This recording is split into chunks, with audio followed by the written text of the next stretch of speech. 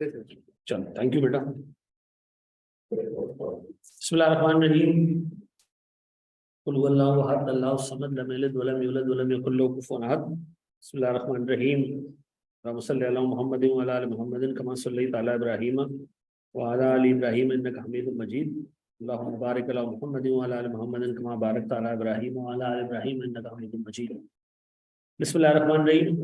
Sir अल्लाह का नाम लेके हम शुरू करते हैं। अब भी दुरूद शरीफ पढ़ लें। अच्छा नहीं सर, हमारे पास जो सब्जेक्ट है कॉस्ट एंड मैनेजमेंट अकाउंटिंग, इसमें दो सब्जेक्ट्स मर्ज हुए हैं। ठीक है जी। पहले एक जमाने में इसका नाम हुआ करता था कॉस्ट अकाउंटिंग। ठीक है जी। फिर आई कैप ने इसके स्ट्रक्चर को चेंज किया। 2013 की बात बता रहा हूं। और उसमें बहुत सारी चीजें ऐसी डाल दी जो कॉस्टिंग से ज्यादा डिसीजन मेकिंग की थी। ठीक है जी। मैं बताऊंगा दोनों सब्जेक्ट्स में फर्क क्या। कॉस्टिंग एक अलग चीज है और मैनेजमेंट अकाउंटिंग एक अलग चीज है। ठीक है जी। तो अब ये paper effectively cost and management accounting का।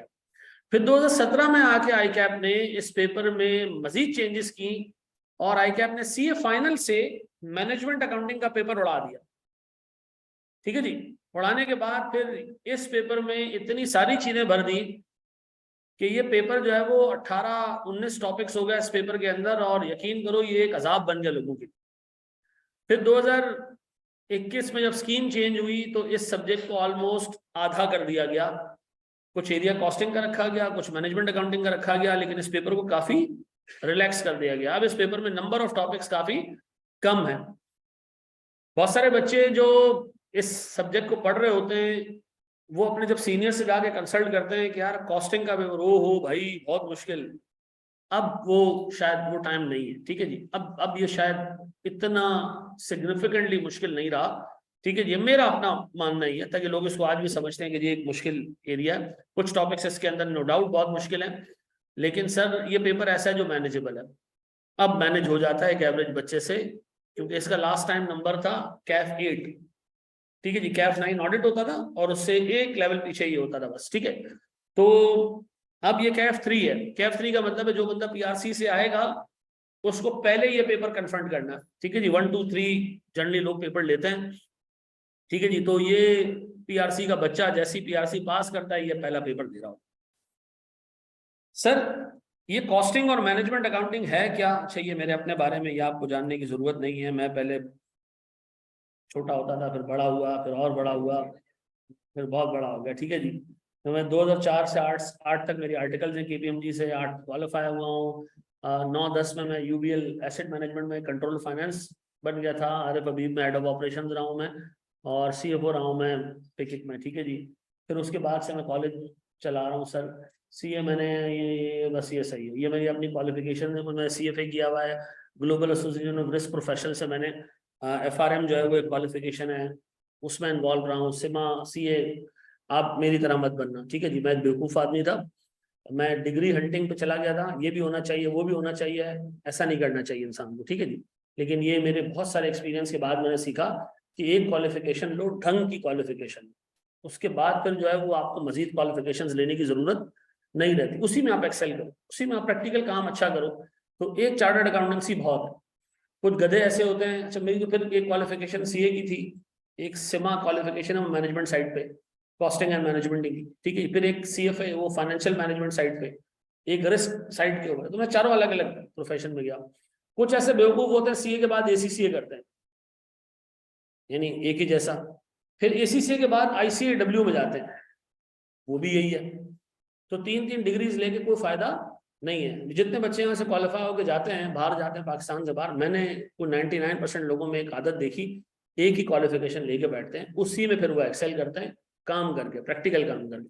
तो इस सीए के अलावा बाकी कोई चीज करने की जरूरत नहीं है। अपनी नॉलेज बढ़ानी है तो फिर वो हम बात करेंगे सेशन के दौरान कि आपको आईटी से रिलेटेड चीजों में कहाँ एक्सेल करना चाहिए, अदरवाइज। ठीक है सर।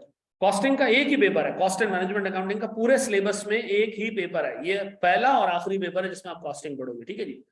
ये जिस बच्चे ने नहीं पढ़ा होगा उसको एमएफए में मसले आएंगे। ठीक है जी। एमएफए का जो कैफ 6 का टॉपिक अभी आ रहा है, सब्जेक्ट आगे आ रहा है, उसमें उसको प्रॉब्लम्स होंगी। ठीक है जी। उसको इश्यूज आएंगे। तो ये सब्जेक्ट पहले अपफ्रंट लेना लाजमी है। One of the difficult, most difficult papers sir ये था, मैंने जानबूझ के यहाँ लिखा है, बिकॉज आप अभी पास पेपर से जो तैयारी करेंगे आपको लगेगा यार ये कैसा सवाल है, ये कैसे अटेम्प्ट हो सकता है, मुश्किल सवालात। ठीक है जी, लेकिन अगर आप पिछले 3 अटेम्प्ट के पेपर्स देखेंगे तो वो ऐसे थे कि मैनेजेबल पेपर थे। और रिजल्ट्स भी आप देख लें, एक में 35% रिजल्ट है शायद, एक में 40% है। इस पेपर में तो मुझे लग रहा है कि 50% रिजल्ट होगा।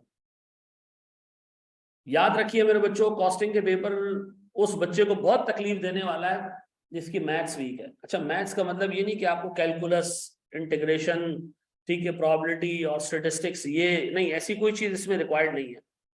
बेसिक अर्थमेटिक होता ना, कि मैं आपसे एक चीज पूछूं जी, एक चीज है 80 रुपए की, ठीक है जी, इस पे 20% का प्रॉफिट लगाओ, तो आपको इसमें 20% ऐड करना आना चाहिए। ठीक है जी, यानी basic calculation, basic arithmetic, percentage, ratios, proportions, इस तरह की चीजें आपको आनी चाहिए। आपको कोई लंबी चौड़ी मैथ्स, मैट्रिसेस, ठीक है जी, वो इक्वेशंस, ये कोई चीज साइमल्टेनियस इक्वेशन हमारे एक टॉपिक में आएगी, ऐसी कोई डिटेल कैलकुलेशन आपको नहीं चाहिए। बेसिक अर्थमेटिक आपको आना चाहिए और दिमाग इस्तेमाल करना आना चाहिए। जैसे मैं एक सिंपल सवाल पूछता हूं आपसे, एक चीज मैंने 2 रुपए की खरीदी है, कितने में बेचूं उसको? क्या चीज? 4 में। वेरी गुड सर, 2 से ज्यादा में बेचना है उसको। सिंपल। ये अगर जहन में बैठता है ना कि एक चीज अगर 2 रुपए की खरीदी है तो 2 रुपए से ज्यादा में बेचोगे तो प्रॉफिट में होगी, बस इसका मतलब है आप कॉस्टिंग के लिए रेडी है। मेमन बच्चे कितने क्लास में? ये माशाल्लाह इस सब्जेक्ट में आपसे थोड़ा सा आगे रहेंगे। उसका रीजन है, ठीक है जी, उसका रीजन ये है कि जो मेमन कम्युनिटी है ना, वो छोटी उम्र से अपने बच्चों को बिजनेस करने के बारे में बताते हैं, आइडिया देते हैं कि जी ऐसे होता है वैसे होता है, उनको आइडिया होता है। और ये याद रखना, ये जो सब्जेक्ट है, ये इसके लिए जो प्रायर नॉलेज चाहिए ना, कुछ नहीं चाहिए। सिंपल बात, आपका जहन चलता हो इतने पे कि अगर ये चीज 2 रुपए की खरीदी है तो 2 रुपए से ज्यादा पे बेचना है, जहां से हम स्टार्ट लेंगे। लेकिन मैं आपसे ये एक्सपेक्ट कर रहा हूं आपको मल्टीप्लाई करना, ऐड करना, लेस करना, ठीक है जी, ये चीज आना चाहिए, ग्रॉस अप करना, ये सारी बेसिक कैलकुलेशन जो मैथ्स के ही आपको आनी चाहिए। जिस बंदे को नंबर से मोहब्बत नहीं है, ये सब्जेक्ट भी उससे मोहब्बत बहुत ज्यादा करेगा, बार बार बुलाएगा उसको। ठीक है जी, ये मैं आपको बता दूं, ये आपको बार बार बुलाएगा। और मैं ऐसे भी लोगों को जानता हूं जिनकी कॉस्टिंग 5वें अटेम्प्ट में पास हुई, ठीक है जी, 6 अटेम्प्ट में कॉस्टिंग पास हुआ। मैं आपको हिस्ट्री बता रहा हूँ, ठीक है जी, पहले जब ये लिमिट नहीं थी तो 7-7 अटेम्प्ट्स बाद लोगों के पेपर निकलते थे, ठीक ठाक मुश्किल पेपर होता था। और उस बंदे के लिए तो हमेशा रहेगा कि जिस बंदे को सिंपल लॉजिक समझ नहीं आती, क्योंकि देखो हम, हमारी जो जिस तरह अपब्रिंगिंग होती है, इंक्लूडिंग ए लेवल स्टूडेंट्स, उनको फॉर्मेट्स के ऊपर चीजें पढ़ाई जाती है। इस सब्जेक्ट का सबसे बड़ा मसला ये, इसमें कोई फॉर्मेट नहीं। एक आपको सिनेरियो दिया जाएगा, आप कहोगे मैं शुरू कैसे करूं उसको, ठीक है जी। एक फाइनल अकाउंट्स का सवाल आता है ना, आपको पता है जी, मैंने पीएनएल बनाना है, पहले सेल्स डालनी है, फिर कॉस्ट ऑफ सेल्स डालनी है, फिर जीपी आ जाएगा। ऐसी कोई चीज इस पेपर में नहीं है, नो फॉर्मेट्स, ठीक है जी। अच्छा जी सर, पास रिजल्ट्स, ये रिजल्ट से समझ हमारे पास सर, ये रिजल्ट्स ना आपने देखना है ना, तो ये फेज अलग रखना और ये जो फेज है ना ये अलग रखना। ये रीसेंट रिजल्ट्स हैं, और ये 3 रिजल्ट्स, ये 2 रिजल्ट्स मार्च 22, सितंबर 22, ये बिल्कुल नई नई कोर्स, नए कोर्स के हिसाब से हुए। और अगर आप इसके अंदर सर रिजल्ट्स देखो तो 40 और 33%। एक सेकंड को,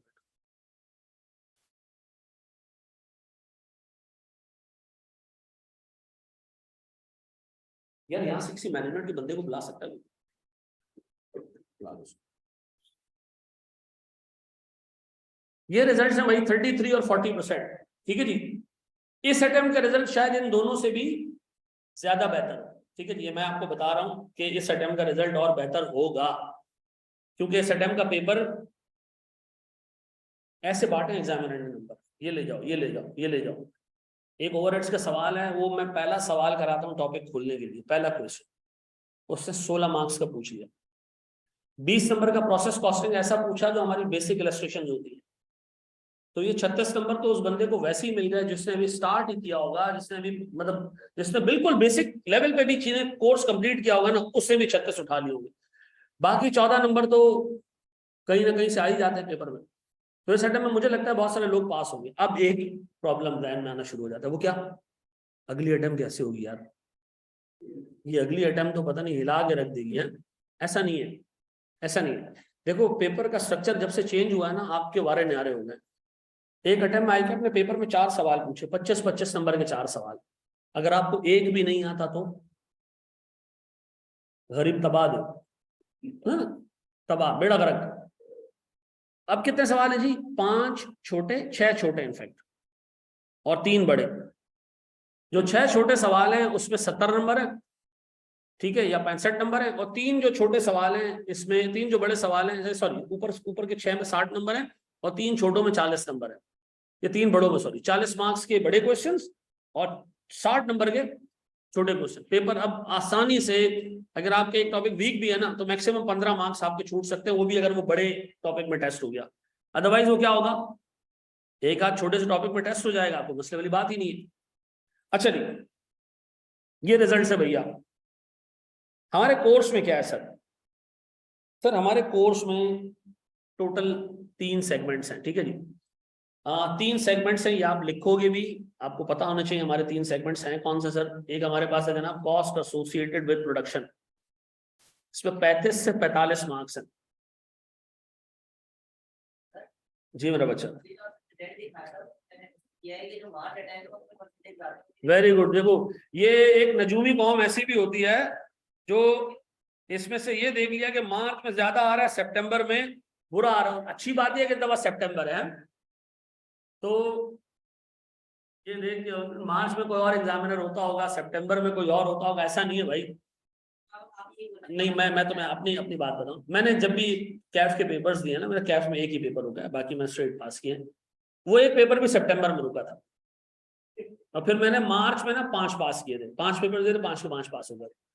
तो अब मैं क्या ये कह दूं कि जी सितंबर तो होता ही मनूस अटेम्प्ट है, ऐसा नहीं है भाई, ऐसा नहीं है। ये एक ऐसी बस एक कोरिलेशन है, बन गई, सामने नजर आ रहा है, ठीक है जी। वैसे मतलब सितंबर के अच्छे बेस्ट रिजल्ट से भी ये रिजल्ट सारे बेहतर है। मनु साहब भी कहाँ डाल दिया नहीं नहीं, ये ऐसी ऐसी है, तुक्का ही है, ठीक है जी, ऐसा है नहीं, वैसे लग रहा है, नहीं ऐसा है। भाई मेरी आवाज आ रही है आपको क्लियरली ऑनलाइन वालों? अच्छा जी, चलो वेरी गुड जी, थैंक यू वेरी मच जी। सर फिर हमारे पास कोर्स में पहला जो एरिया है ना, कॉस्ट एसोसिएटेड विद प्रोडक्शन, ये 35 से 45 नंबर का एरिया है, और इसमें ये 6 टॉपिक्स हैं। वैसे इसमें 7 हैं, 8 हैं, लेकिन मैंने जबरदस्ती इसको 6 में घुसा दिया।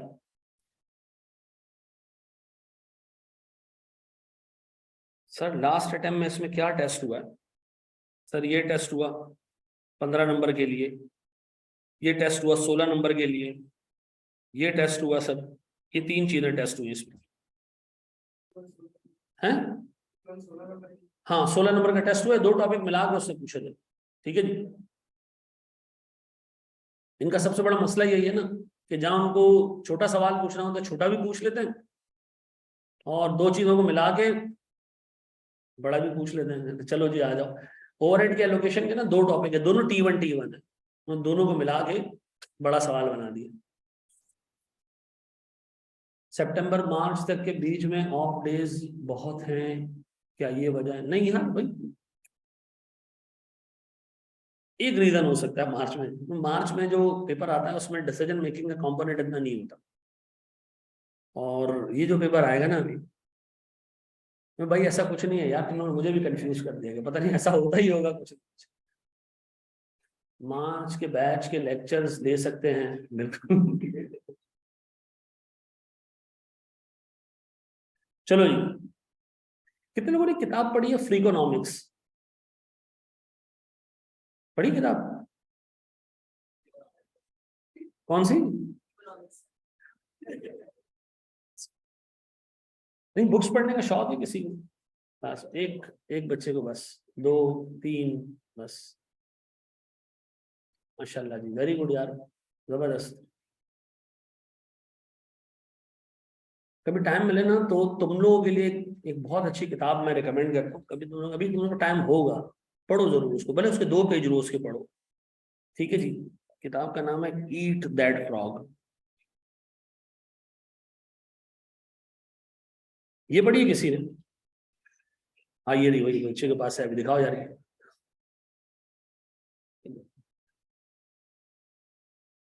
ये ब्रायन ट्रेसी की बुक है, बहुत जबरदस्त किताब है। ये है किस चीज के ऊपर? सुस्त लोगों के लिए, सुस्ती कैसे खत्म करें। ठीक है जी, अब मसला ये है कि उस सुस्ती को खत्म करने के लिए यही पढ़ना पड़ेगा। ये कैसे मोटिवेट हो मैं, ये पढ़ो, बहुत अच्छी किताब है। ठीक है जी, इसके अंदर जो है वो 21 स्टेप्स दिए हुए हैं आपके लिए। बहुत अच्छी किताब है आपके लेवल के लोगों के लिए जो अच्छे प्रोफेशनल बनना चाहते हैं। हाँ, तो बहुत अच्छी किताब है, पढ़ना जरूरी है। ठीक है जी, Brian Tracy, eat that frog. Soft copy में डाउनलोड कर लो यार, इतनी चीजें तुम लोग डाउनलोड कर दो सॉफ्ट कॉपी में। उसी टॉरेंट की वेबसाइट पे ये भी लिख दो, ये भी डाउनलोड करो। ऑडियो बुक्स भी हैं इसकी, ठीक है जी, इसकी ऑडियो बुक्स भी तुम्हें वहीं से मिल जाएगी। दूसरी बुक छोड़ दो, वो मैं बता रहा था, एक किताब है फ्रीकोनॉमिक्स की, उसमें भी ऐसी एनालॉजीज बनाई हुई है कि ये चीज जब होती है तो साथ में ये हो जाता है, ये चीज होती है तो वो हो जाता है। उसमें बड़ी जबरदस्त एनालॉजी बनाई कि क्रिकेट टीम में जितने लोग खेल रहे होते हैं उनमें मेजोरिटी लोग ऐसे होते हैं जो जनवरी और मार्च के बीच में पैदा हुए होते हैं, और इस कोरिलेशन को उसने प्रूव किया कि इसका रीजन क्या है।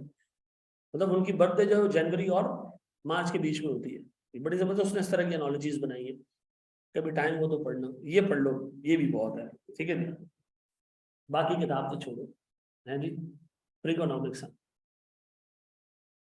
चले जी, बड़े हमारे दोस्त स्टीवन लिविट की है सर, बोर्ड में देखिएगा। ये हमारे पास 6 टॉपिक्स हैं सर। इन 6 टॉपिक्स में से ये 3 टेस्ट हुए और ये 3 टेस्ट हुए सर 15, 16 और 10। 15, 16 और 10 कितने हो गए? 15, 16 और 10 41 मार्क्स के लिए टेस्ट हुए। ये 35 से 45 टेस्ट होते हैं, 40, 42 के करीब इसी एरिया में से सवाल आएंगे। और इनमें से एक भी एरिया ऐसा नहीं है जो टेक्निकली बहुत मुश्किल, आसान एरिया है। ठीक है, ये पूरा ब्लॉक आसान है। इस पे अगर कमांड अच्छी है ना तो एक फेयर चांस है कि आप 50% यानी 40% आप इसमें से मार्क्स निकाल सकते हो सर।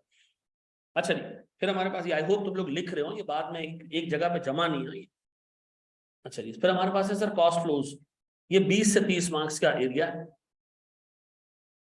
ठीक है जी, इसमें हमारे पास सर ये एरिया आता। अच्छा यार, ये तो मैं देखो, एक ये P2 और T2 क्या है जी? T2 का मतलब है, T1 का मतलब है 8 नंबर मैक्सिमम। ठीक है जी, 8 मार्क्स।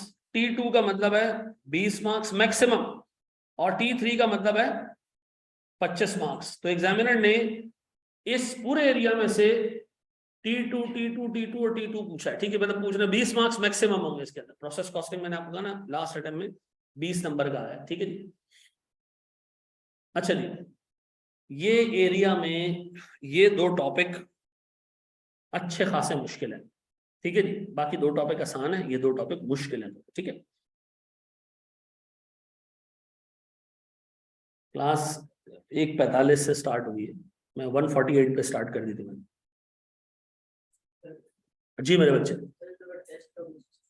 बिल्कुल, हमने पोर्टल पूरा चेंज कर दिया ना अपना, उसमें हमने कोई सिस्टम ऐड कर दिया पूरा, वो भी मैं बता रहा हूँ दरम्यान में। ठीक है, थोड़ा सा आगे जाके बता रहा हूँ। चलो मेरे बच्चों, डेली सेम टाइमिंग होगी, हाँ, लेकिन ये वाली नहीं होगी। ठीक है, ये वाली नहीं होगी, वो रमजान में हम सेट करेंगे कि उसको हमने रखना किस वक्त। अच्छा मेरे प्यारे बच्चों, कर लिया कॉपी किया? नो,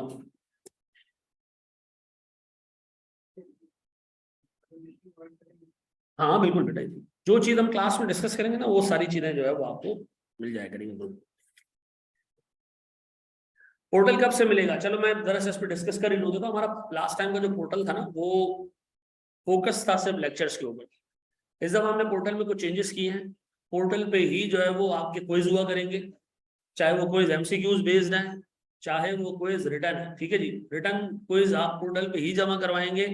और हमने उसमें एक एक कंट्रोल ये लगा दिया है कि जो क्विज आपको दिया जाएगा रिटर्न, अगर वो सबमिट नहीं हुआ ड्यू टाइम में तो आपका पोर्टल बंद हो जाएगा। ठीक है जी, आपका पोर्टल बंद हो जाएगा। ठीक है जी, ये मैं आपको बता रहा हूँ। ठीक है जी, अच्छा, लेकिन ये चीज दिमाग में रखना, पोर्टल में एक एरिया हमने खुला छोड़ा हुआ है, वो हम बंद नहीं करेंगे। वो होगा हमारे फोकस लेक्चर्स का एरिया, वो कोई देखना चाहे तो देख सकता है, वो भी मैं बता दूंगा पूरा आगे।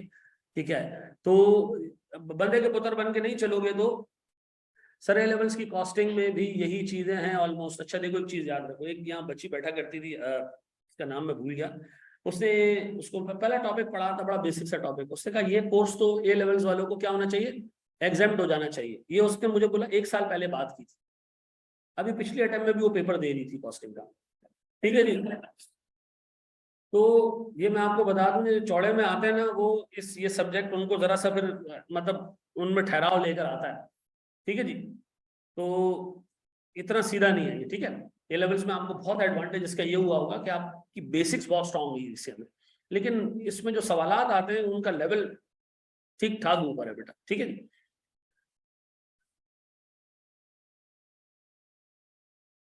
सर ये टॉपिक्स इंडिविजुअली तो नहीं आते, तो फिर मार्क्स कैसे एग्जैक्ट बता सकते।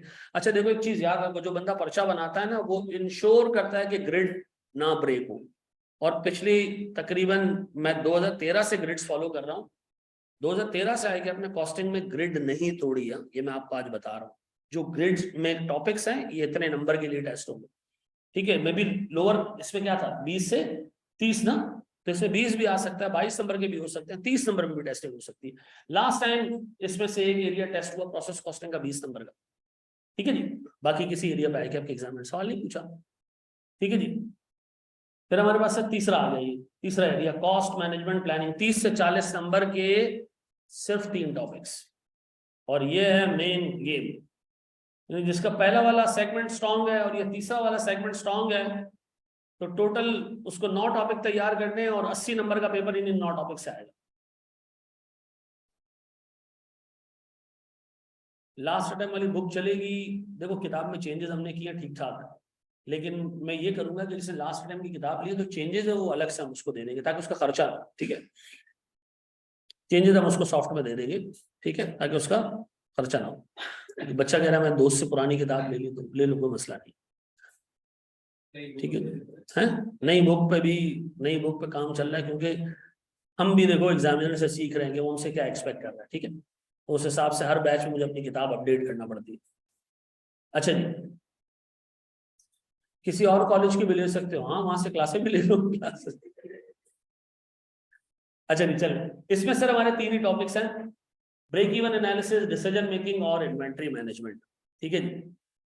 आप कॉस्टिंग के जितने भी स्टूडेंट्स हैं ना, आप उनसे एक चीज जो जो लास्ट बैच में पढ़ चुके हो, आप उनसे एक चीज पूछेंगे ना, उनके ये 3 एरियाज वीक होंगे, ये याद रखना। जिस बंदे के ये 3 एरियाज वीक है ना, बंदा बड़ी स्ट्रगल करके पेपर पास करता है, ये मैं आपको आज बता रहा हूँ। और ये 3 एरियाज ऐसे हैं जिसमें आपको सोचना पड़ेगा बहुत डिटेल, कॉम्प्लेक्स एरियाज है, ठीक है जी। और मैं इन्हीं 3 में से एक एरिया से स्टार्ट लूंगा, आसान चीज से मैं स्टार्ट नहीं लूंगा, ठीक है जी। ये कॉस्टिंग में मेरा थोड़ा सा मामला डिफरेंट होता है, मैं चाहता हूँ आपको पहले मुश्किल चीज पढ़ा दी जाए और वो आराम आराम से पढ़ा दी जाए, ताकि फिर आप आसान चीज आराम से कैप्चर कर लेंगे, मसला नहीं होगा। अभी मैं आसान चीज पे पहले जाऊंगा ना, और ये चीजें एंड में आएंगी ना, तो फिर धमाका जोरदार होगा। इससे बेहतर है कि हम पहले ये चीजें देख लें, देन फिर हम मूव होंगे छोटी चीजों पर, ठीक है। कोई फर्क नहीं पड़ता बेटा, आप किसी भी टीचर से पहले पढ़कर आ रहे हैं, आप जब आप पढ़ेंगे आपको ऐसे लगेगा पहली दफा पढ़ रहे हैं। नहीं मैम, हर टीचर का पढ़ाने का अंदाज अलग होता है, मैं ये कहना चाहता हूँ, हंस क्यों रहे हो भैया इससे। अच्छा जी, delivered outside Karachi, book deliver हो सर आउटसाइड कराची ही बनती है, लाहौर में हमारी किताब प्रिंट होती है, वो कराची आती है, लाहौर से मिल जाएगी आप। बुक कब आएगी, पहली अप्रैल के आसपास आ जाएगी। Sir will be get the soft copy, आप मे बी यस, ठीक है जी, क्योंकि हर टॉपिक की मैं जो है वो शेयर कर रहा होता हूँ सॉफ्ट कॉपी में, तो मिल ही जाएगी आप, ठीक है जी। पोर्टल कब मिलेगा, ये तीसरी दफा जवाब दे रहा हूँ, पोर्टल अगले हफ्ते में इंशाल्लाह आपको मिल जाएगा। लास्ट टाइम के लेक्चर ले सकते हैं। अच्छा देखो, जो अभी भी आपको जब पोर्टल मिलेगा ना, उस पर लास्ट टाइम के पूरे लेक्चर वैसे ही पड़ेगी, ठीक है जी। वो हम इसलिए रख देते हैं कि किसी बच्चे को अगर फास्ट ट्रैक पे लेना है तो वो उससे पढ़ ले, कोई टेंशन नहीं है, ठीक है जी। क्या मैं पढ़ा दूँ, आप आगे बढ़ जाओ। क्लास का ग्रुप कब बनेगा,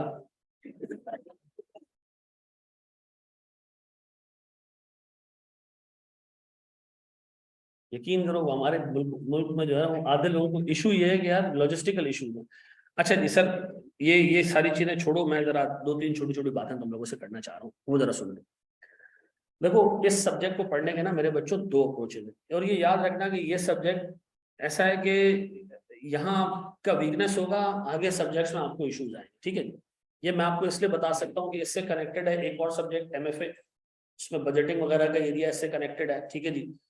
NPV का एरिया इससे कनेक्टेड है, तो आपको मुश्किलात वहाँ फेस करना पड़ेंगी, ठीक है।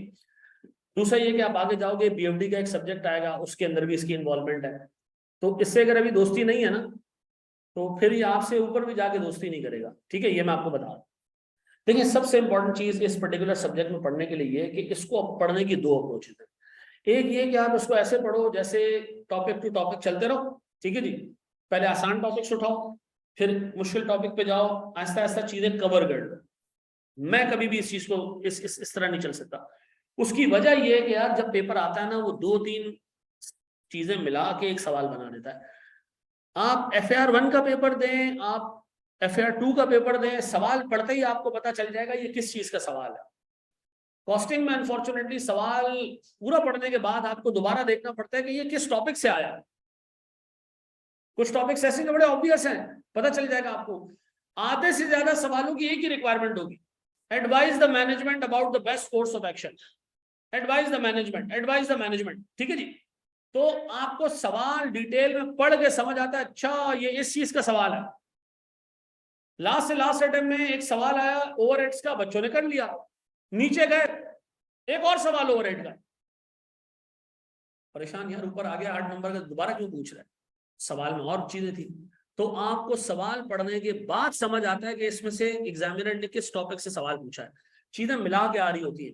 तो अगर कोई बच्चा ये सोच रहा है कि यार मैं टॉपिक टू टॉपिक चल के इसको कवर कर लूंगा, मैं आपको बता रहा हूँ मुश्किलात होंगी आपको। इसका सबसे आसान अच्छा तरीका ये कि आप पहले मुश्किल एरियाज को कवर कर लें, ठीक है जी, फिर आप इसके बाद आसान एरियाज पे आएंगे ना, तो आप इस सब्जेक्ट के साथ क्या कहते हैं उसको, उसका फ्लेयर आपको पता चल चुका होगा, आप इसके साथ कनेक्ट हो चुके होंगे। तो आगे जो छोटे सब्जेक्ट हैं जिसमें सिर्फ मजदूरी करनी है, एंट्रीज पास करनी है, कैलकुलेशंस करनी है, वो आपके लिए आसान होगा। जो डिसीजन मेकिंग का पार्ट है जिसमें सोचना पड़ता है, अगर मैं आपको वो एंड में पढ़ाऊं ना, तो वो आपके लिए प्रॉब्लम क्रिएट करेगा। अच्छा, लोग मेरी इस अप्रोच से ना, जो बाकी के टीचर्स हैं वो एतराज करते हैं, बच्चे खुश रहते हैं। मैं शुरू में जब मुश्किल एरिया कराता हूँ ना, लोगों को लगता है यार बहुत मुश्किल है, बहुत मुश्किल है, बहुत मुश्किल है, लेकिन वक्त के साथ साथ जब चीजें खत्म हो रही होती है ना, उनको लगता है कि यार ये टॉपिक तो बहुत आसान है, बस ये इस टॉपिक, बस ये इस टॉपिक, हाँ यही इस टॉपिक है। तो मेरी आपसे अप्रोच ये रहेगी, मैं एक क्वालिफिकेशन है सिमा नाम की, CIM में आपने सुना होगा, ठीक है। मैंने वो करना शुरू की और मैंने उसकी किताब ली, ये सिमा वाले खुद प्रिंट करते थे किसी जमाने में। तो जब मैंने किताब ली, उस किताब में लिखा था पेपर अटेम्प्ट करने की अप्रोच, और वो अप्रोच पढ़ के मैं बड़ा कंफ्यूज हो गया कि यार मैं तो पूरी जिंदगी कुछ और ही पढ़कर आ रहा। पूरी जिंदगी में हम पढ़ते थे थ्योरी पहले, और फिर उसका क्या देखते थे, प्रैक्टिकल देखते थे। ये कह रहे जी पहले आप एक काम करो, चैप्टर छोड़ो, डायरेक्ट सवालों पे जाओ, और सवालों पे जाके सवाल सॉल्व करो। सारे सवाल जो है वो बेसिक नॉलेज के, अकल के, अर्थमेटिक के सवाल हैं, फंसो उसके अंदर, आओ फिर आओ चैप्टर रीड करो। मैंने कहा यार ये कैसी फजूल अप्रोच है कि पहले जाके प्रैक्टिकल देखो फिर थ्योरी पे आओ, ठीक है जी। ये मुझे समझ में नहीं आता था, लेकिन मुझे अप्रोच अच्छी लगी, मैंने किया, तो मैंने वाकई में कम टाइम में सारी चीजें समझ आ गई। क्योंकि जब मैं पहले नंबर्स के साथ गया ना, उसके साथ मैंने थ्योरी को कनेक्ट किया, तो समझ आ गया। पहले हवा में थ्योरी पढ़ो, उसको नंबर्स के साथ कनेक्ट करोगे, नहीं होगा, नहीं होगा, मुश्किल हो जाएगी। फिर एक जमाने में मैं एक जबरदस्त एक शिया आलिम होते थे, उनकी मैं तकरीर सुनी, मैं हैरान हो गया। मैंने कहा बंदे ने क्या एनोलॉजी निकाली है। उनका नाम था तालिब जौहरी साहब, मौलाना तालिब जौहरी। उन्होंने कहा यार नबी अकरम सल्लल्लाहु अलैहि वसल्लम और बाकी पैगंबरों में फर्क क्या था। अल्लाह ने सबको पहले किताब दी, सारे पैगंबरों को जो किताब मिली है ना, वो एक साथ मिली है। जो तौरात, जबूर, इंजील नाजिल हुई, वो कैसे नाजिल हुई है, एक साथ। उसके बाद किताब के साथ उन्होंने दावा किया जी मैं अल्लाह का पैगंबर और ये मेरी बुक है। नबी सल्लल्लाहु अलैहि वसल्लम को अल्लाह ताला ने 40 साल तक अरब में एक आम इंसान के तौर पे दिखाया है, और लोगों ने उनके पूरी कैरेक्टर को देखा है, पहले उनके प्रैक्टिकल काम को देखा है, उसके बाद उन्होंने क्या किया, थ्योरी पेश की, ठीक है जी। और ये सबसे बेस्ट मॉडल है। नबी सल्लल्लाहु अलैहि वसल्लम ने जब इस्लाम को फैलाना शुरू किया ना, तो कोई उनके कैरेक्टर को क्वेश्चन नहीं कर सकता, ठीक है जी। 99% लोग, 1% जो मुनाफिकीन है वो हटा के 99% लोग ये समझते थे उस वक्त भी कि ये बंदा झूठ नहीं बोल सकता। ऐसा है नहीं है। तो प्रैक्टिकल पहले, थ्योरी बाद में। मैं इस पूरे कोर्स को इसी तरह लेके चलूंगा। मैं हर टॉपिक पढ़ाने से पहले आपको नंबर्स के थ्रू एग्जांपल्स दूंगा और फिर मैं जाऊंगा सर इसकी थ्योरी के ऊपर कि यार ये थ्योरी में लिखा है। अब देखो थ्योरी पढ़ के समझ आ रही है, आप कहोगे हाँ यार जो नंबर्स हैं वही थ्योरी के अंदर आ गया। मैं पहले आपको थ्योरी पढ़ाऊंगा ना, वो आपको समझ नहीं आएगी, और फिर मैं नंबर्स पे जाऊंगा तो फिर क्या करोगे तुम? नंबर्स पढ़ने के बाद दोबारा थ्योरी पे आओगे। तो मैं आपको एक ही दफा पहले नंबर्स पे ले जाता हूँ, फिर थ्योरी पे ले आता हूँ। दूसरी चीज, सर पूरा कोर्स हम इस तरह कवर करेंगे कि मेरी अपनी बनाई हुई इलस्ट्रेशंस हैं, वो कॉन्सेप्ट बिल्डर्स हैं। ठीक है जी, मैं पहले वो इलस्ट्रेशंस कराऊंगा ताकि आपका जहन उस पर्टिकुलर टॉपिक को सोचना शुरू करे कि इसमें काम कैसे होता है। फिर मैं आपको उतारूंगा पेपर्स के ऊपर। ठीक है जी, तो मैं आम लोगों के मुकाबले में इस टॉपिक पर इस पर्टिकुलर कोर्स में 50% टाइम ज्यादा लेता हूँ। ठीक है जी, एक एवरेज टीचर इसको 100 घंटों में कराता है, 120 घंटों में, तो मेरे 180-90 घंटे होते हैं। ठीक है जी, उसकी वजह ये, मैं ये समझता हूं कि अगर मैं डायरेक्ट आपको पेपर का क्वेश्चन हाथ में दे दूं ना, तो आप उसके फंक्शंस याद कर लेंगे, उसके पीछे का बैकग्राउंड के एग्जाम जो मैनेजमेंट होती है उसको ब्रेक इवन एनालिसिस की जरूरत क्यों पेश आती है वो आप समझ नहीं पाओ। तो मेरी इलस्ट्रेशन होंगी, उसके बाद पेपर होंगे। ठीक है जी, मैं डायरेक्ट पेपर के क्वेश्चन आपको नहीं उतारूं। ठीक है जी, और आपने भी ऐसे ही चलना है। तीसरा बड़ा मसला, इस पर्टिकुलर सब्जेक्ट के अंदर अगर मैंने आपको क्लास में 200 क्वेश्चन करा दिए, कितने? 200 क्वेश्चन, 250 क्वेश्चन करा दिए, तो इसका मतलब है आपने कितने क्वेश्चन कर लिए? एक भी नहीं किया आपने। क्यों? वो तो मैंने कराया आपको। और जिस बंदे ने इस सब्जेक्ट में ये रिलायंस, इस पर रिलायंस प्लेस किया कि मेरे टीचर ने करा दिया, तो इसका मतलब है मैंने कर लिया। आप यकीन करो वो बच्चा पेपर में जाके पहली दफा फील करेगा कि हाँ यार ये तो मैंने कुछ भी नहीं किया था। आप लोगों में एक टेंडेंसी होती है, मैं आपको एक सवाल देता हूँ, छोटा क्वेश्चन होता है, उसमें सिर्फ एक कॉन्सेप्ट होता है, और मैं आपको करने के लिए देता हूँ, करो इसको। आप करते हो, उसमें फंसते हो आप, फिर मैं आपको सॉल्व कराता हूँ, समझ आ जाता है कि इस तरह की चीज को ऐसे सॉल्व करते हैं। फिर मैं अगले क्वेश्चन में आपको 2 कॉन्सेप्ट डाल के देता हूँ, फिर मैं कहता हूँ सॉल्व करो। आप उसमें पहला तो सॉल्व कर लेते, क्यों? देख लिया आपने सब सॉल्व होते हुए। दूसरे में आप ना कोई 20-30% हाथ पांव चला के जवाब 20% तक सही कर लेते हो। ठीक है जी, इस तरह हर दफा जब सवाल में मैं नया टॉपिक डालता हूं ना, आपको एक नई चीज देता जाऊंगा। ठीक है, अगर आप उसको नहीं करोगे सॉल्व, खुद से सॉल्व नहीं करोगे, तो सबसे बड़ा प्रॉब्लम ये होगा कि पेपर का सवाल आपने टीचर के साथ नहीं करना बल्कि इंडिपेंडेंटली करना है। वहां के लिए फिर आप तैयार नहीं होते। एक बच्चे की आदत बनी हुई है हर एक चीज को उसको वीडियो सोल्यूशन चाहिए, तो आज मुझसे सुन लो, ये पेपर पास नहीं होगा। आपको अगर मैं सर एक सवाल क्लास में करा दूं ना, और एक सवाल मैंने होमवर्क के तौर पे दे दिया, तो होमवर्क देने का ऑब्जेक्टिव ये है कि उस सवाल को इंडिपेंडेंटली बैठ के सॉल्व करो, गलत कर दो उसको। सवाल मैंने तुम्हें दिया, तुमने 10% सही किया, मैं कहूंगा ठीक है कोई मसला नहीं, for a start this is good. अगले सवाल जब दूं ना, इंडिपेंडेंटली सॉल्व करो, तो 12% सही कर देता। आहिस्ता आहिस्ता ये परसेंटेज क्या होती है, बढ़ती जाती है। जब आप इंडिपेंडेंटली बैठ के सवाल सॉल्व करना शुरू करते हो, आप आदत डेवलप कर लेते हो कि यार कोई भी सवाल आता है, हाथ पांव मार के मैं 50-60% उसको सही कर लेता हूं। बहुत है। अगर एक बंदे से इंडिपेंडेंटली टॉपिक्स के सवाल 50-60% सॉल्व हो रहे हैं, बहुत है। पेपर में कुछ सवाल ऐसे होंगे जो 80% सही हो जाएंगे, कुछ ऐसे होंगे जो 30-40% सही होंगे, ओवरऑल 50% मार्क्स मिल जाएंगे।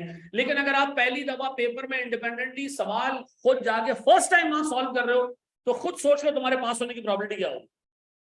कॉस्टिंग में बहुत बड़ी तादाद ऐसे बच्चों की होती है जो 20 और 30 के बीच में मार्क्स लेके फेल होते हैं, मेजॉरिटी ऐसे होते हैं। ठीक है जी, इससे पहले मैं FAR 1 पढ़ा था कि यार अगर 100 बच्चा पास हुआ तो 50 ऐसा होता है जो 40 और 50 के बीच में होता है। इस सब्जेक्ट के अंदर एक अच्छा खासा नंबर ऐसा होता है जो जो बहुत ऊपर फेल होता है, यानी 20 नंबर, 18 नंबर, 25 नंबर। ये वो लोग होते हैं जिन्होंने पूरा सेशन बैठ के क्लासें नहीं ली होती हैं, और अगर ले भी ली क्लासेस, तो जो सवाल टीचर करा रहा है वही बैठ के सॉल्व कर रहे हैं। इसका कोई फायदा नहीं है अगर आप इंडिपेंडेंटली बैठ के सॉल्व नहीं करोगे ना।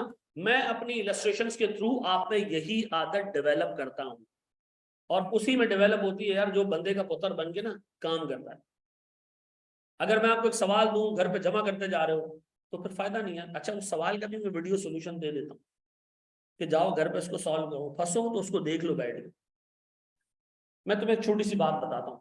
मेरी ना अब 14 साल की एक बेटी है, ठीक है, मेरी 14 साल की एक बेटी है, उसकी एसीसी के ना तकरीबन अभी छठा पेपर देने जा रही है, ठीक है, 14 ईयर्स की है वो।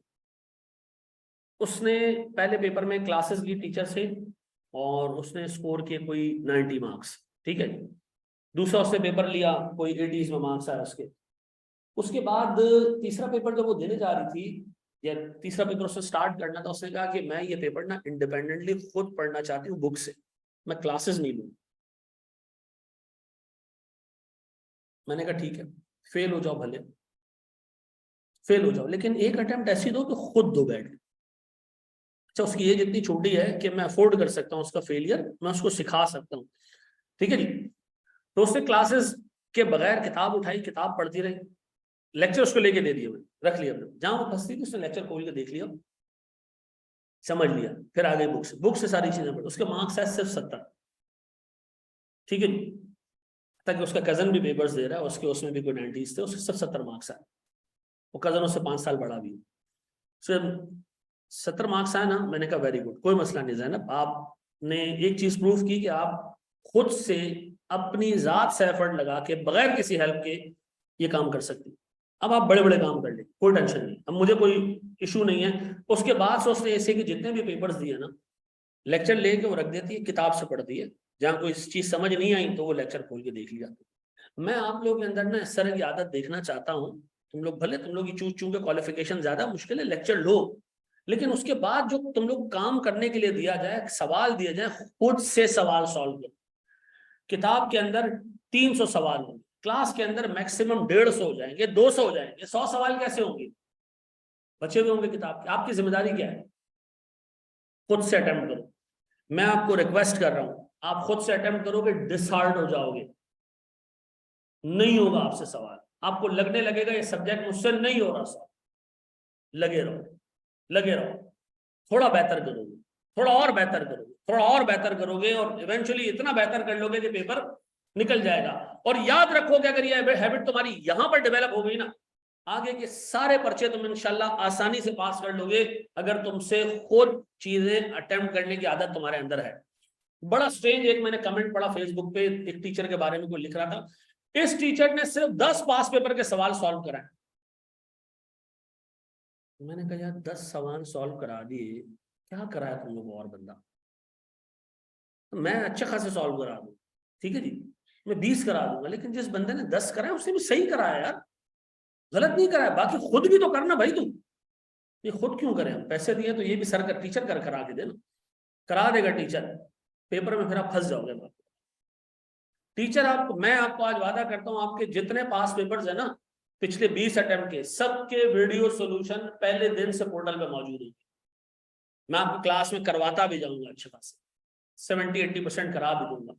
लेकिन आपने खुद से अटेम्प्ट किया तो मैं आपको आज बता दूं, इस पेपर में भी पास हो जाओगे, आगे के लिए भी आपकी आदत बन जाएगी। नहीं होगा मुश्किल हो जाएगा, पक्का, ये वादा। अच्छा, दूसरा, सर हमें कितने घंटे दिन में पढ़ना है? बड़ा आसान इलाज, जितने घंटे की क्लास उतने ही घंटे आपने घर में, कोई 17-18 घंटे 20 घंटे सीए कैफ के लिए नहीं चाहिए होते हैं। जितनी क्लास का हिसाब किताब है उतना ही आपने क्या करना है, घर जाके भी पढ़ना। इस पर्टिकुलर सब्जेक्ट के अंदर मुश्किल चीजों पे वक्त लगाना, भागना मत उससे। इस सब्जेक्ट का सबसे बड़ा मसला यह है कि कबूतर की एक आदत होती है ना, जब उस पर बिल्ली अटैक करती है ना, बिल्ली के आमने सामने आ जाता है कबूतर, तो कबूतर में एक टेंडेंसी होती है अपने आप को झूठ बोलने की। वो आंखें बंद कर लेता है और क्या कहता है, क्या सोचता है, बिल्ली चली गई। बिल्ली गई नहीं होती बेटा, अगले लम्हे उसको ये एहसास हो जाता है कि मैं चला गया, ठीक है जी। तो मैं आपको ये बात बोलूंगा मेरे बच्चों, इसमें मुश्किल चीज से भागना नहीं। डिसीजन मेकिंग की चीजें होंगी, लोग कहेंगे यार इससे तो 20 नंबर ही आता है ना, छोड़ दो छोड़ दो छोड़ दो। नहीं, उस 20 नंबर की वजह से आपका ब्रेक इवन का सवाल खराब होगा। क्यों? उस डिसीजन मेकिंग के टॉपिक में ऐसी बहुत सारी चीजें होंगी जो एग्जामिनर ब्रेक इवन के सवाल में भी डाल के पूछ लेगा। वादा, मुश्किल चीजों पे हम टाइम लगाएंगे, घबराएंगे नहीं। कुछ सवाल ऐसे होंगे जो नहीं होंगे सॉल्व, वहां हमने रोना नहीं डालना है। मेरी बचपन में ना हैंड राइटिंग बहुत खराब थी, अभी भी खैर इतनी अच्छी नहीं है, ठीक है जी। तो हमारे अब्बा ने ना हमें, उनके दोस्त हुआ करते तो उनको ट्यूशन में डाल दिया, इनको पढ़ाओ यार। वो यार कोई जल्लाद का बच्चा था, ठीक है। अब मैं कुछ लिखूं तो इसको ऐसे करके लिख, चपेड़े पड़ रही हैं। अब मैं रो रहा हूँ, मैं कोशिश तो कर रहा हूँ, कोशिश क्या होती है, मैंने हाथ रखा और डंडे मारे, मैं घर चला गया। मैंने कहा पापा को बोला, मैंने कहा भाई यही खुद ही मार लो यार, ये किसके पास बिठा दिया, ये किस तरह का इंसान है। आप यकीन करो मेरी हैंड राइटिंग उस बंदे सही नहीं हुई, खुद बैठ के मैं आराम आराम से चीजें सही करने की कोशिश की, फिर थोड़ी रीजनेबल हुई। जो आप खुद से एफर्ट लगाते हो ना एक्सटर्नल फोर्स के अलावा, ये आपको आगे लेके जाते। वादा, सवालात करोगे घर पे। हर ऑल्टरनेटिव क्लास के बाद मैं आपको एक क्विज दिया करूंगा, ठीक है। 15 दिन बाद आपका रिटर्न क्विज हुआ करेगा। हर ऑल्टरनेटिव क्लास के बाद आपका एक एमसीक्यू उसका क्विज हुआ करेगा, उसका एक ऑब्जेक्टिव हुआ करेगा, उस क्विज से कनेक्टेड होंगी आगे की चीजें। वो करोगे तो आगे की चीजें ज्यादा बेहतर तरीके से समझ आएगी। हर क्विज का सोल्यूशन साथ में मिलेगा, ठीक है जी। अच्छा जी, रट्टा नहीं मारना है इसके अंदर। इस पर्टिकुलर सब्जेक्ट के अंदर 50 से ऊपर फॉर्मूला है, ठीक है जी। 50 से ऊपर फंक्शन है, आपको याद नहीं करने, मैं आपको सिखाऊंगा, आपको याद करने की जरूरत नहीं पेश आएगी, ठीक है जी। अल्लाह का नाम लेके सर हम अपना पहला टॉपिक शुरू करते हैं। सर हमें हमारा एक मैनुअल है वो आपको मिलेगा, ठीक है जी। आप एफर्ट लगाएंगे, मैं एफर्ट लगाऊंगा, तो ऐसे उड़ के जाएंगे अपना पहला टॉपिक। अच्छा, दूसरा एक छोटी सी चीज और भी मैं आपसे अर्ज कर दूं कि हमारे ना कोर्स के कुछ 3 तरीके से हम कोर्स कवर करेंगे। एक तो जो फिजिकल क्लास आप ले रहे हो ये आपको मिलेगी, ठीक है जी। मतलब आप फिजिकल क्लास लेना है तो फिजिकल ले रहे हो, जो ऑनलाइन ले रहे हो ऑनलाइन, लाइव क्लास जिसको कहते हैं। इसी पर्टिकुलर क्लास की एक रिकॉर्डिंग होगी, वो भी आपको पोर्टल पे मिल जाएगी। और इसके साथ साथ आपको एक और वो मिलेगा, रिकॉर्डेड लेक्चर मिलेगा, वो होगा focus recorded lecture. Focus recorded lecture का मतलब ये कि वो भी आपको मिलेगा, इसी एक फी के अंदर ही तीनों चीजें आपको मिलेंगी। जो बच्चा घर पे बैठ के पढ़ रहा है और थोड़ा सा तेज है, अपना टाइम नहीं जाया करना चाह रहा, तो उस बंदे के लिए भी हमने प्रोडक्ट इस तरह बनाया हुआ कि जब वो घर में बैठ के पढ़ रहा होगा ना, तो उसके पास एक इंतहाई फोकस्ड किस्म का लेक्चर हो जिसके अंदर कोई फजूलियात ना हो। क्लास में तो मैं आपको एक सवाल दूंगा, हाँ बैठ के करो। अब वो क्लास भी चल रही है, नवाज शरीफ भी डिस्कस हो रहा है, इमरान खान भी आ गया बीच में, ठीक है जी, कराची के मसले मसाइल भी आ गए, ठीक है जी, और फजूल चीजें भी चलती रहेंगी क्लास में, ठीक है जी। वो जरूरत है क्योंकि आप लोग क्या टीचर्स हो जाएगा वो सिर्फ पढ़ाता रहे, ठीक है जी। लेकिन वो ऐसा है कि मैंने उसको इस तरह बनाया हुआ है कि 20-20, 22-22 मिनट के लेक्चर्स हैं, ठीक है जी। और हर रोज मैं 1 घंटा 50 मिनट से 1 घंटे का लेक्चर अपलोड किया करूंगा। जितना हमने इस क्लास में कवर किया होगा वो फोकस भी आपको मिल जाएगा, ठीक है जी।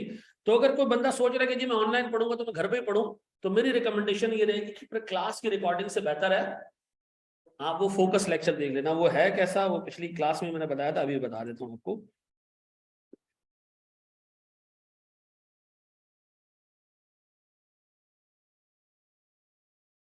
ठीक है जी, अल्लाह माफ करे।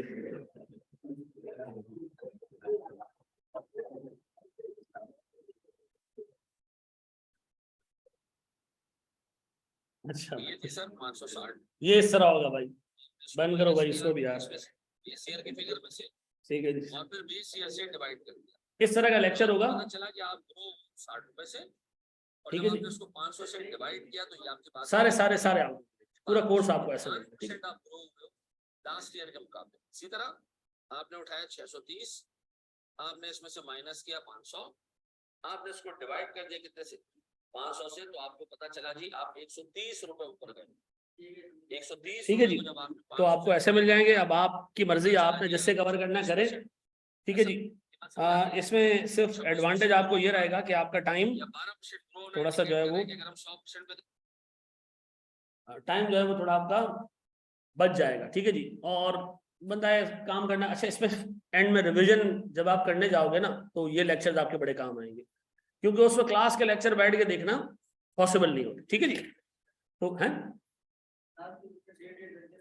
क्लास लेक्चर 1.5 घंटे का होगा तो इसमें वो सारी चीजें 45 मिनट में हो जाएंगी, ठीक है जी। तो आपकी मर्जी, आपने घर पे बैठ के ये देखना है, फिजिकल क्लास के साथ फिजिकल लेनी है, ये देखना है, अप टू यू, ठीक है जी।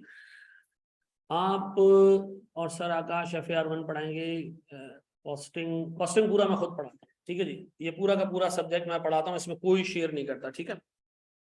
अच्छा, प्रैक्टिस सेशन होते हैं काशिफ के, लेकिन जो प्रैक्टिस काशिफ कराता है वो भी मेरे पास रिकॉर्डेड पढ़ा होगा, ठीक है। कोई बंदा लाइव लेना चाहे प्रैक्टिस सेशन हम इसलिए रखते हैं कि एक एवरेज बच्चा बाज़ औक़ात एक जैसा सवाल, मैं आपको एक सवाल दूं ना, नंबर चेंज करके दोबारा दे दूं, बहुत सारे लोगों से वो भी सॉल्व नहीं होती। तो हम एटलीस्ट ये भी कोशिश कर लेते हैं कि यार बच्चा एक ही चीज बार बार भी कर लेगा ना, तो भी वो इस काबिल हो जाएगा कि पेपर में 50 निकाल ले। ठीक है जी, ये मैं आपको बता दूं, इस सब्जेक्ट में थोड़ा सा जो है वो मेरा एक्सपीरियंस है, मैं 16 साल से यही सब्जेक्ट पढ़ा। ठीक है, तो मैं समझता हूँ कि यार किस बच्चे के साथ किस तरह चलना है। ये तीन चीजें रखने का ऑब्जेक्टिव है। जो बच्चा तेज है मैं उसको कभी रिकमेंड नहीं करूंगा कि वो फिजिकल आगे क्लासेस, अनलेस के उसका रीजन कुछ और हो फिजिकल आने का। ठीक है, मैं मनुष्यों घर पे पढ़ने का मौका नहीं मिलता हो, मैं ये कह रहा हूँ घर में माहौल नहीं हो, ऐसा इंटरनेट का इशू हो, तो वो आके फिजिकल ले सकता है। ठीक है, दूसरा रीजन ये कि एक बच्चा है जिसको जो है वो टीचर के सामने बैठ के क्लासेस लेनी है, उसको लगता है कि यार मैं घर पे जो है वो मुझे एक पुश चाहिए होता है, नहीं तो अदरवाइज क्लासेस जमा होना शुरू हो जाती है। तो ऐसा बच्चा अभी तो फिजिकल ले लेगा, फाइनल में आके बहुत बुरे तरीके से फंस जाएगा। फाइनल में कोई फिजिकल क्लास नहीं होती, टोटल रिकॉर्डेड मिलता है लेक्चर।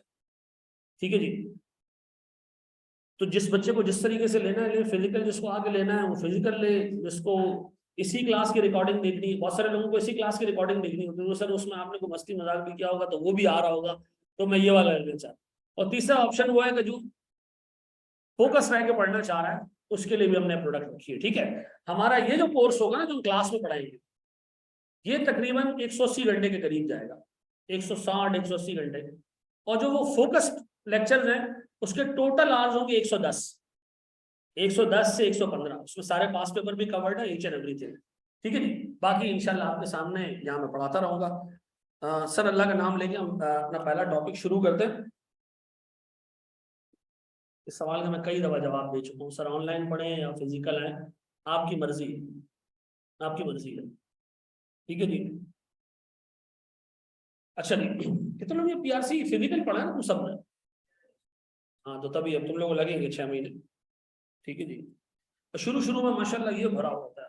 ठीक है, फिर लोग आते हैं अपनी औकात पे, फिर आहिस्ता आहिस्ता जो है माशाल्लाह ये कम होना शुरू हो जाता है। कॉस्टिंग में तो चलो फिर भी जैसे ऑनलाइन बैठे कोई 138-140 के करीब, कॉस्टिंग में पिछले 2 बैचेस से 1000 से ऊपर स्टूडेंट्स पढ़ाते हैं।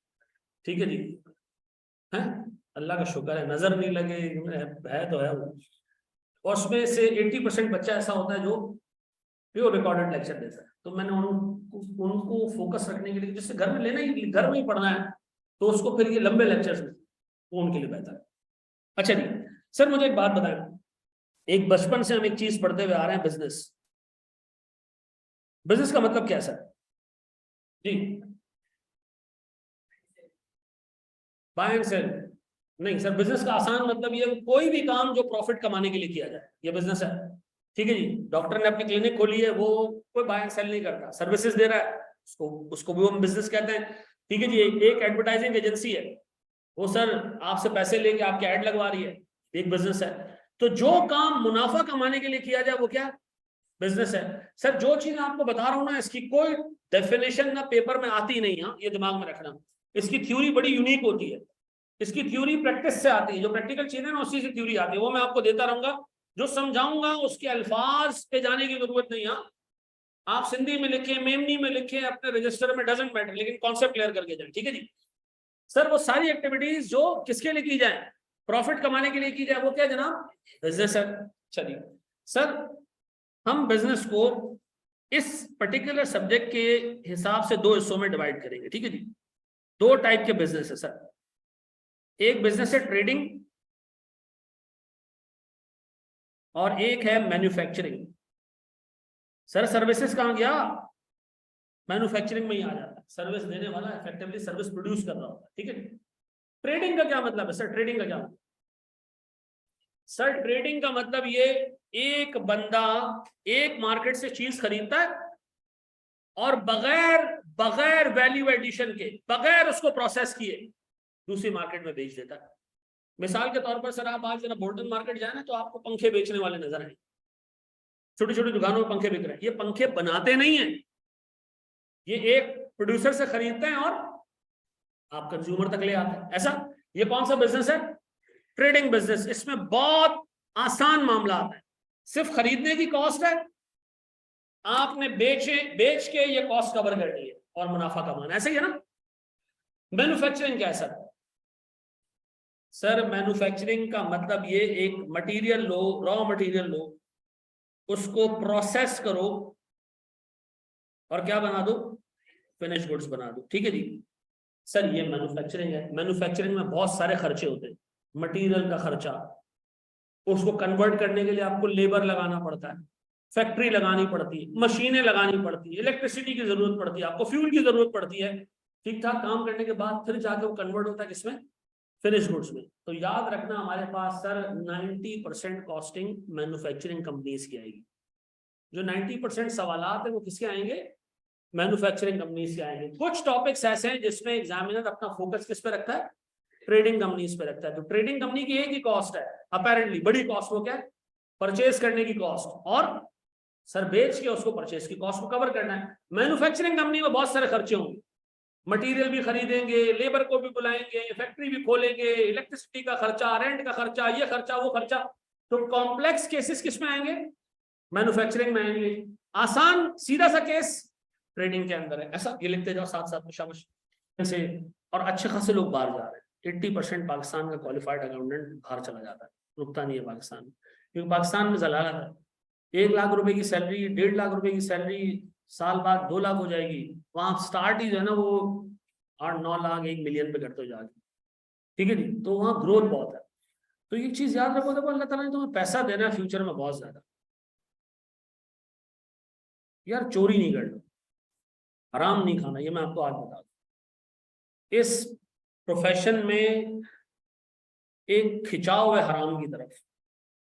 मैं अभी देखता हूं कि एक बच्चा है, उसने चोरी के लेक्चर ले लिए किसी इंस्टीट्यूट में, किसी भी कॉलेज के। यार मैं लाहौर के लोगों से मैं बात करता हूँ जिनके फ्री में यूट्यूब पे लेक्चर्स पड़े हुए, उनको मैंने कहा आप कानूनी कार्रवाई करें ना, बड़ा आसान है।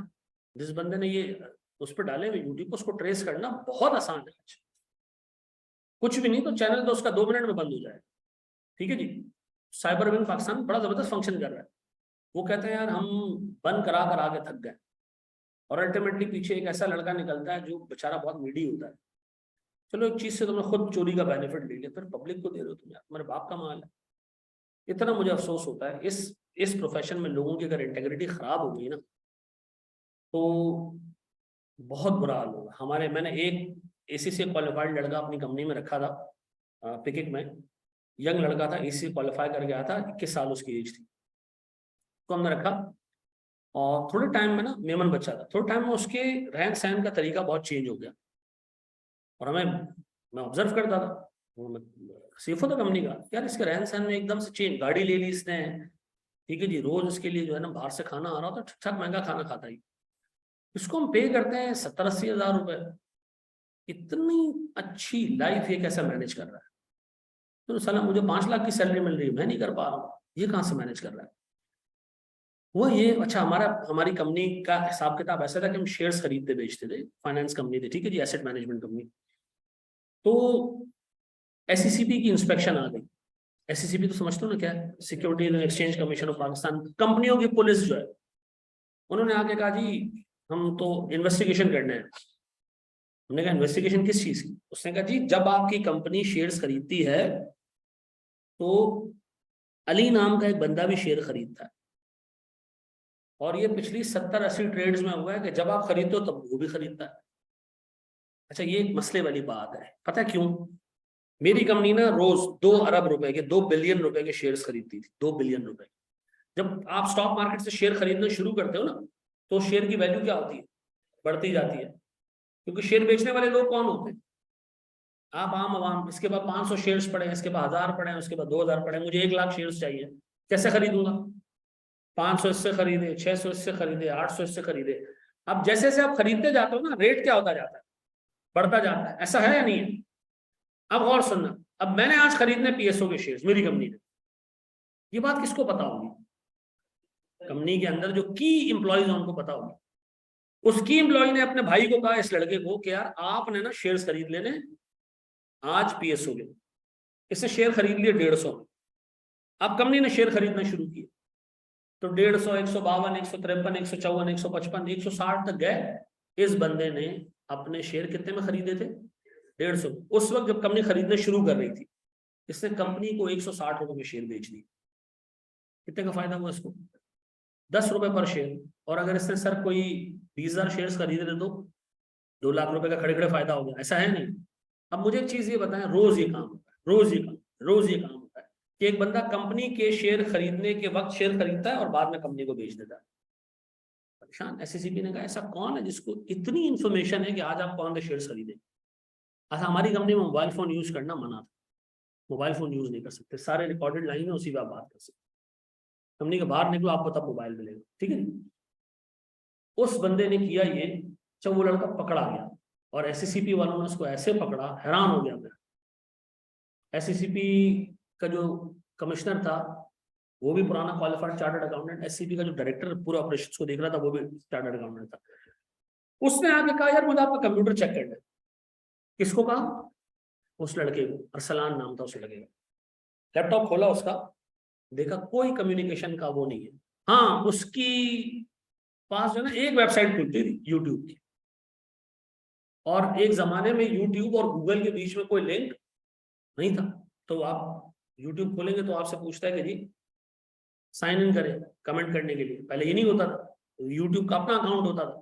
तो उस लड़के ने यूट्यूब का अकाउंट बनाया हुआ था और एक स्पेसिफिक गाने के नीचे वो जाके कमेंट डाल देता था अपने भाई को कि आज हम ये शेयर खरीदने वाले, और उसका भाई वहां अपने लिए गाना खोलता था और उसके नीचे कमेंट डाला होता था। और इस जलालत से उन्होंने ठीक ठाक पैसा बताया और एंड में क्या हो गया? पकड़ा गया। पकड़ा गया ना, तो पैसा उससे जितना रिकवर हो सकता था हो गया। उसके अब्बा को ये चीज देखते हुए जो है वो उसके अब्बा को हार्ट अटैक आया। उसका नाम एसीसी पाकिस्तान को भेजा गया कि भाई ये बंदा, इसकी इंटेग्रिटी जो है ना सही नहीं है, उसको निकलवाया एसी के रजिस्टर से। एससीसीबी ने उसका नाम अपनी वेबसाइट पर डाल दिया कि जी चोर है ये, इसको किसी लिस्टेड कंपनी के अंदर जॉब नहीं मिलनी चाहिए। अब मुझे एक बात बताओ, इतने चोरी के तरीके, ये बेगैरती के तरीके, ये आते किसको हैं? नहीं, ये आते हैं उसको जिसने पढ़ा हो। चार्टर्ड अकाउंटेंट्स कर सकते हैं काम। उस बंदे ने काम किया, पाकिस्तानी तो छोड़ ही दो ना। अब मुझे एक बात बताएं, आप लोग ऐसी कौम हो जिनके पास चोरी करने के मौके फ्यूचर में बहुत आए। आपको मैं बता रहा हूँ, अल्लाह ताला ने कुछ लोगों से चीजें लेके उनको आजमाया होता है, कुछ लोगों को दे के आजमाया। या वो कौम हो जिसको अल्लाह ताला देगा आगे जाके पैसा अच्छा खासा दे।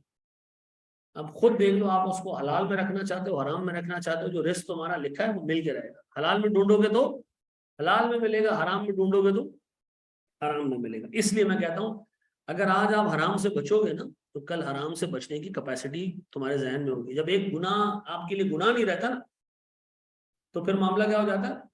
आउट हो जाता है। ठीक है जी।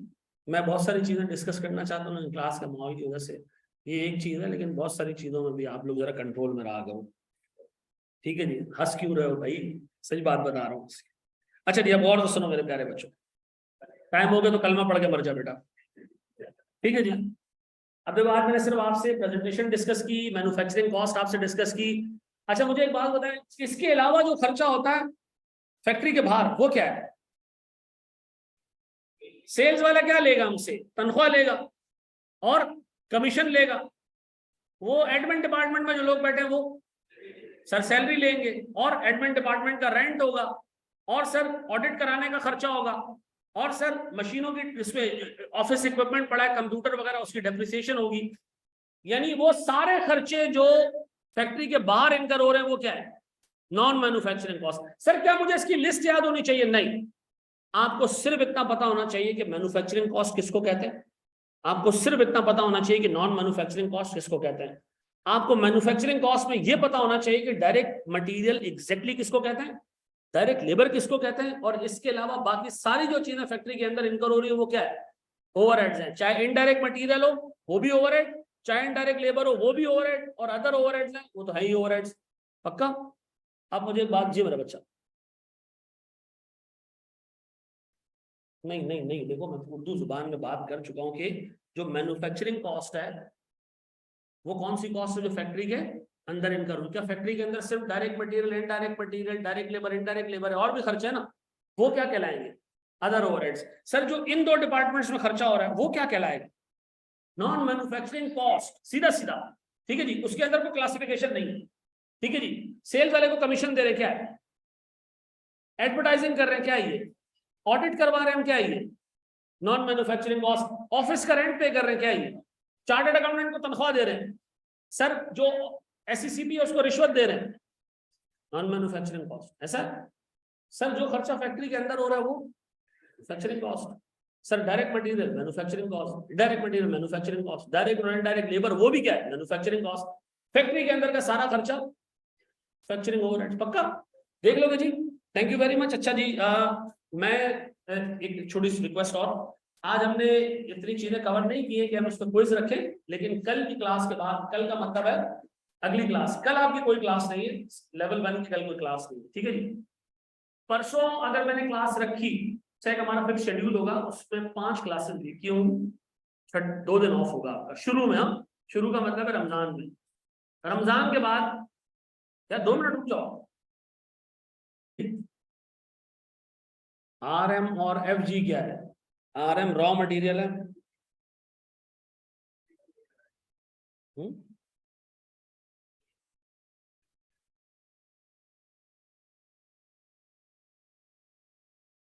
आप फिर की लो कुछ भी लो, मैं जवाब देता रहूंगा आपको, ठीक है ना। रिपीटर बैच और फ्रेश बैच के सिलेबस सेम चलेंगे? नहीं बेटा, एक को मैं इस्लामियात भी पढ़ाऊंगा साथ में, सेम ही रहेगा ना भाई, सेम सेम।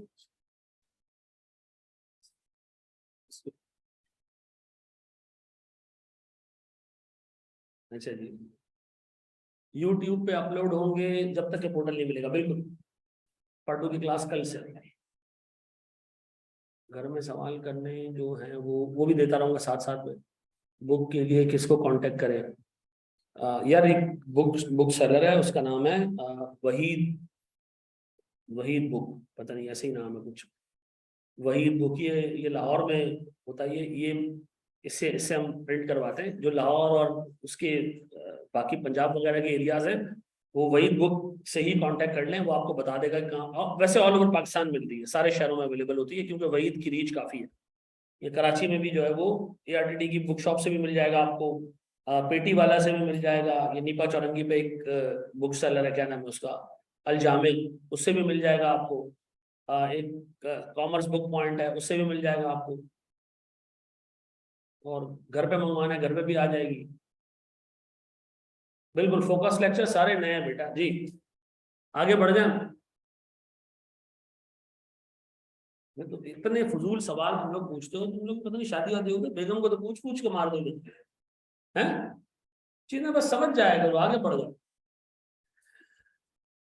रिकॉर्डेड वाले क्वेश्चंस कैसे पूछेंगे आपसे, ये एक बहुत इंपॉर्टेंट क्वेश्चन है। देखो एक हमारा व्हाट्सएप का ग्रुप है, ठीक है जी, और जो लास्ट टाइम में पेपर दिए, मैं काफ़ी एक्टिव रहता हूँ व्हाट्सएप, ठीक है जी। तो मैं उनके लिए मुझे एक्टिव रहना पड़ेगा, क्योंकि अगर मैं फोकस लेक्चर लोगों को रिकमेंड कर रहा हूँ तो उस पर मैं जवाब दे दिया करूँगा। लेकिन वो लेक्चर इतने कॉम्प्रिहेंसिव होते हैं कि बहुत कम ऐसी चीज़ें जो बच जाती है, सवाल आंसर नहीं हो पाते, क्योंकि 16 सालों से मैं जो सवाल सुन रहा हूँ अपने लेक्चर के अंदर इनकॉर्पोरेट जरूर कर देता हूँ। बच्चे डरे हुए हैं, अच्छा चलो, क्या देख लिया भाई। तो बच्चों ये एक मैन्युफैक्चरिंग कंपनी का ना स्ट्रक्चर है। मैन्युफैक्चरिंग कंपनी में 3 फंक्शन होते हैं। एक फंक्शन है उसकी फैक्ट्री, जहां गुड्स प्रोड्यूस हो रही है। प्रोड्यूस होने के बाद जो सेल्स फंक्शन होता है, जो सेल्स टीम होती है, वो उसको बेचना शुरू करती है।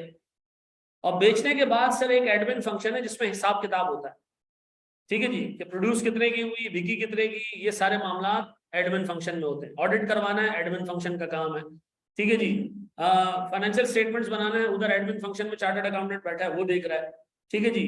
जो सारे रेगुलेटरी अफेयर्स हैं कंपनी चलाने के, ये जो कानून की पासदारी है, जिसमें कानून आपने जो है वो करना है, लीगल अफेयर्स, वो सारे वहां बैठे हुए। सर इस पर्टिकुलर जगह पे फैक्ट्री में सिर्फ मैन्युफैक्चरिंग हो रही है और कुछ नहीं, सिर्फ प्रोडक्शन हो रही है, गुड्स प्रोड्यूस हो रहे हैं। मुझे बताओ सर, मैं इन फंक्शंस को 2 हिस्सों में डिवाइड कर दूं, ये कौन सा फंक्शन है जी? Manufacturing function. इस फंक्शन को हम एक नाम देते हैं, कौन सा? Non manufacturing function. अब बताओ जी, इस फैक्ट्री के अंदर जितना भी खर्चा हो रहा है, फैक्ट्री के अंदर जितना भी खर्चा हो रहा है, उसको एक ही नाम देते हैं हम, कौन सा? Manufacturing cost.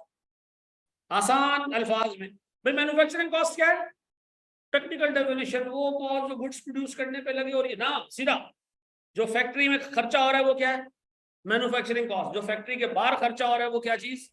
वो नॉन मैन्युफैक्चरिंग कॉस्ट। ऐसा आसान भाषा में समझ आता है? वो कॉस्ट जो फैक्ट्री के अंदर लग रही है वो क्या?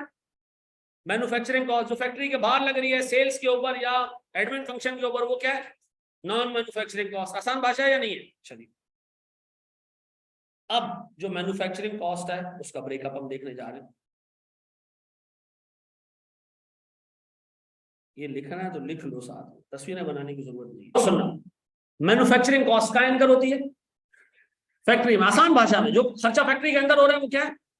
Manufacturing cost. अब सुनो, मैन्युफैक्चरिंग कॉस्ट दो तरह की होती है, ठीक है जी। एक होती है डायरेक्ट कॉस्ट और एक होती है इनडायरेक्ट कॉस्ट, को हम नाम दे देते हैं ओवरहेड्स। अब इसमें फर्क क्या है वो जरा समझना, डायरेक्ट कॉस्ट क्या होती है और ओवरहेड्स क्या होते हैं। फिर रिपीट कर रहा हूँ, मैन्युफैक्चरिंग कॉस्ट कौन सी कॉस्ट है? जो फैक्ट्री के अंदर लग रही है। फैक्ट्री के अंदर दो तरह की कॉस्ट लगती है, एक डायरेक्ट और दूसरा, अब मैं इसको एक्सप्लेन कर रहा हूँ डायरेक्ट और ओवरहेड है क्या, ठीक है जी। और तो सुनना मेरे बच्चों, एक चीज है डायरेक्ट मटेरियल, गौर से सुनना, उसके बाद मैं डायरेक्ट कॉस्ट एक्सप्लेन करूंगा। देखो, डायरेक्ट मटेरियल का मतलब, टेक्निकल डेफिनेशन नहीं आती मुझे। डायरेक्ट मटेरियल का मतलब वो जो प्रोडक्ट के अंदर मौजूद है, जो प्रोडक्ट के अंदर फिजिकली मौजूद है। ये मेरे पास चाय का कप है, इसमें फिजिकली क्या मौजूद है सर? चाय की बात कर रहा हूँ, फिजिकली क्या मौजूद है सर? दूध मौजूद है इसके अंदर, सर इसके अंदर चीनी मौजूद है, चाय पत्ती मौजूद है। ऐसे ही हमारे यहाँ तो ये तीन चीजें डलती हैं, तो पानी भी डलता, सॉरी। तो ये चार चीजें जो है वो फिजिकली मौजूद है इस पर्टिकुलर प्रोडक्ट के अंदर। ऐसा, तो ये क्या है इसके अंदर? Direct material. ऐसा, अच्छा सर, केक है, उसके अंदर डायरेक्ट मटेरियल क्या है सर? सर मैदा है, उसके अंदर अंडे मौजूद है, उसके अंदर क्रीम लगी हुई है उसके ऊपर, ये क्या है जनाब? Direct material. अच्छा, इस केक को बनाने के लिए ना डीजल भी इस्तेमाल हुआ है, इस केक को बनाने के लिए डीजल भी इस्तेमाल हुआ है। सर वो कहाँ लगा है? सर वो हमने भट्टी में डाला था या हमने मोटर में डाला था ताकि जनरेटर चले और उससे जो है वो पूरा जो है वो फैक्ट्री चले। तो मुझे एक बात बताएं, ये जो डायरेक्ट, वो डायरेक्ट मटेरियल है? नहीं, वो क्या सर? यानी वो मटेरियल जो प्रोडक्ट बनाने में इस्तेमाल हो, प्रोडक्ट के अंदर मौजूद भी हो, डायरेक्ट मटेरियल। वो मटेरियल जो प्रोडक्ट बनाने पे इस्तेमाल हो लेकिन प्रोडक्ट में फिजिकली मौजूद ना हो, वो क्या कहलाएगा? Indirect material. को टेक्निकल डेफिनेशन नहीं सर। आइंदा के बाद आपको डायरेक्ट मटेरियल आइडेंटिफाई करना है किसी चीज में तो बड़ा आसान है। इस टेबल में डायरेक्ट मटेरियल क्या है सर? लकड़ी है, कीले हैं, ठीक है जी। और सर वो सोल्यूशन है जिससे चिपकाया हुआ है इसको, और क्या है सर? ये शीट वीट जो लगी हुई है ऊपर, ये क्या है सर? Direct material. लेकिन सर इस पर्टिकुलर टेबल को बनाने के लिए कोई डीजल यूज हुआ होगा, कोई पेट्रोल यूज हुआ होगा, वो क्या है? वो इनडायरेक्ट मटेरियल है। ऐसा इनडायरेक्ट मटेरियल का मतलब वो जो प्रोडक्ट में फिजिकली ट्रेसेबल नहीं है, और वो जो प्रोडक्ट में फिजिकली ट्रेसेबल है वो क्या है? Direct material. तो डायरेक्ट मटेरियल तो डायरेक्ट कॉस्ट है, इनडायरेक्ट मटेरियल ओवरहेड है। सर इसको अलग अलग क्लासिफाई करने की जरूरत क्या? एक प्रोडक्ट बनाने पे मटेरियल इस्तेमाल हुआ, चाहे वो प्रोडक्ट में मौजूद है चाहे वो प्रोडक्ट में मौजूद नहीं है, इससे फर्क क्या पड़ता है? खर्चा तो खर्चा है ना।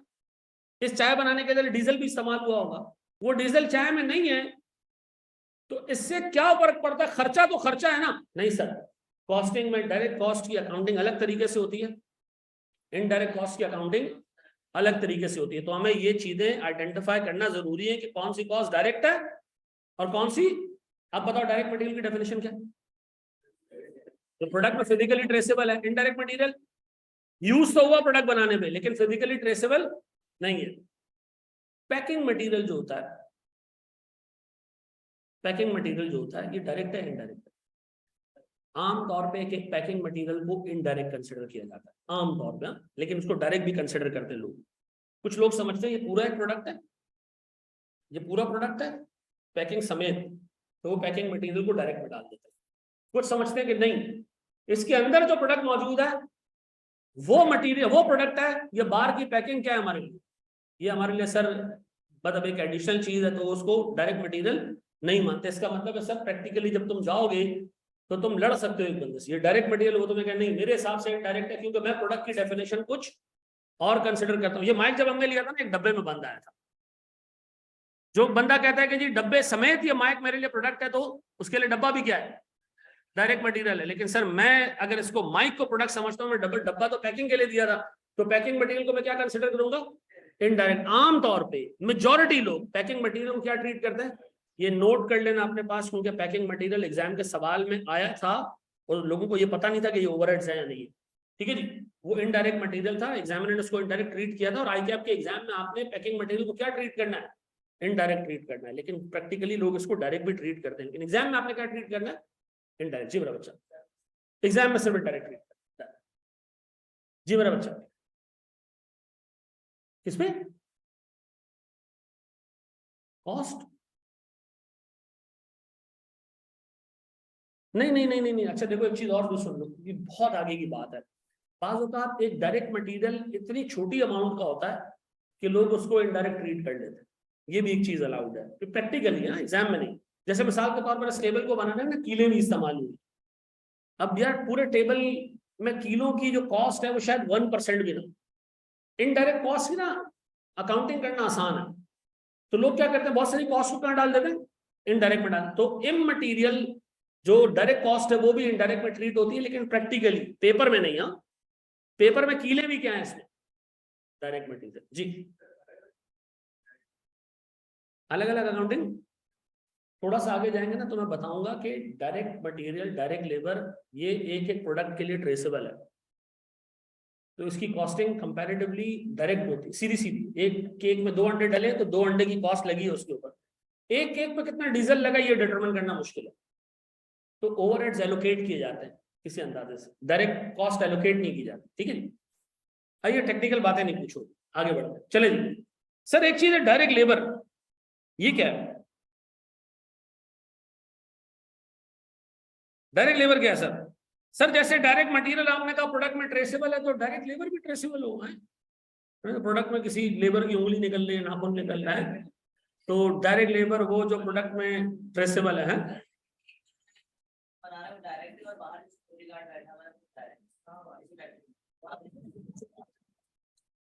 ये गलत है, ये गलत, ये गलत, ये गलत है, ये गलत, ये गलत।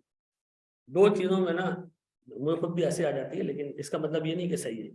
दो चीजों में क्लास में मेरी रिक्वेस्ट है, वो बच्चा सवाल पूछे तो बंदा अपना कमेंट दे ना, जवाब दे, उसको डिस्करेज नहीं करो। क्योंकि कल आप भी एक सवाल पूछ रहे होंगे और आप सोच रहे होंगे यार मैंने अगर बोला तो ये आगे पीछे वाले लोग मेरी वो बेइज्जती करेंगे कि मैं जिंदगी भर याद रखूं। ये तो लड़कों के मामले में तो मैं फिर थोड़ा रिलैक्स रहता हूँ।